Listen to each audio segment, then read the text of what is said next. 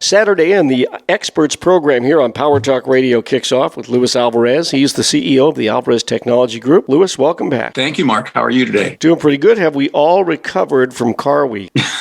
Yeah, it's kind of nice to be able to drive around town and not be between a Maserati and a Lamborghini every time you go down Highway 68. It's amazing. Last Saturday morning, I went out to the Cars and Coffee, which is in the parking lot of Chili's, adjacent to the Embassy Suites in Seaside. I like to go there like almost every Saturday. It's like an 8 a.m. to 10 a.m. event. And generally, there's anywhere from maybe a dozen to 20 cars, all local guys. Well, last Saturday, there were over 200 cars there, and they actually spilled into the parking lot of the Embassy Suites and then over onto the gravel lot between the Chili's and the Roberts Lake Park there in Seaside. So it was just a huge amount of people that were there, looking at the cars, chatting and showing off and everything like that, it was really, really a lot of fun. So we really enjoyed it. It's kind of nice having some level of normalcy again, right. Despite everything that's going on with COVID, it just was so much fun going to all these venues and being able to walk around and feel like it was normal times again. Right. So, hopefully that's a harbinger of future success for our community. And, the other thing that a lot of people need to realize is that for our community, particularly for hourly workers, people who work in hospitality, this is an opportunity for them. A lot of them would work this week anyway, even if we didn't have a car week. But for many of them, they get a lot of overtime. And this is how they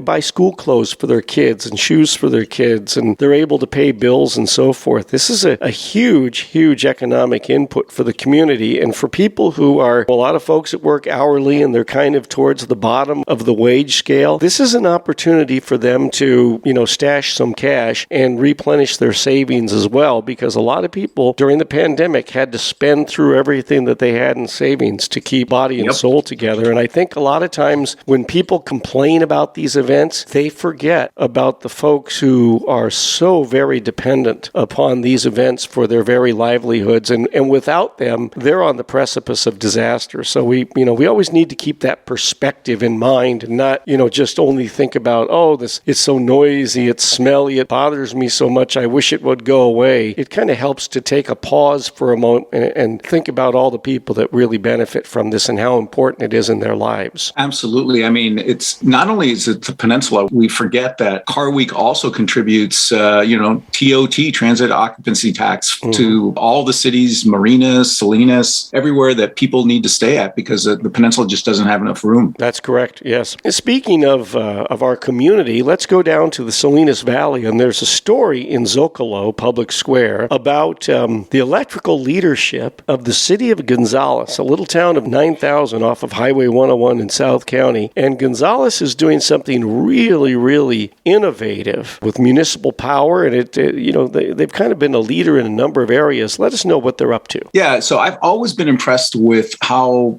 forward-looking the city of Gonzales and their city manager, Renee Mendez, is. I mean, they don't look at the past or don't look at any sort of limitations just because they're a small city. And one of the things that they're investing in is something called a power microgrid, which is essentially their own power generation ability so that they can generate electricity locally for themselves and then sell that power to other municipalities, as well as pumping some of the excess that they generate into PG&E and other organizations that will allow them to make money on this $70 million investment. It's pretty incredible. And it came from, as I understand from reading the article, the driver was the fact that a couple of years ago, PG&E, they shut off the power. Almost the entire city of Gonzales was without power for 2 days. And they were told to expect more of these, right? They were told to expect more of these. And so the city said, hey, this cost, people lose food that's in their refrigerators. They have to throw it out. Businesses send their employees home. People don't get paid. Taxes revenue is lost. This has a really bad downstream effect. We can't allow this to continue. And it's really interesting that the city has taken a tremendous leadership role here. Yeah. And, it helps that you have organizations like Central Coast Community Energy, which is the local power co-op that was stood up a few years ago, that's willing to also say, hey, we're going to buy your power for you. So it's money power from you. So it's kind of guaranteed money. But more importantly, these microgrids are going to become more and more popular as people start to realize that, very large power grid that is PG&E has a bunch of limitations. And we saw just a couple of weeks ago where a bunch of local cities were without power for almost a day because of problems with the PG&E distribution system. Right. And the other thing that's interesting about South County is you have a lot of private companies like Scheid and Taylor Farms that are putting up these large windmills to generate power. And unfortunately, PG&E's power grid can't take all that power. So sometimes those power generation systems that are, clean energy can't run because PG&E says, yeah, we can't take it. This is going to really improve the entire South County, their independence from the traditional PG&E power grid. Now, does it indicate how much power, how many kilowatt hours this microgrid will produce for Gonzales? Not that I've read yet, but a lot depends on what additional, most of it is going to be renewables. It's going to be wind. It's going to be solar, but some of it will be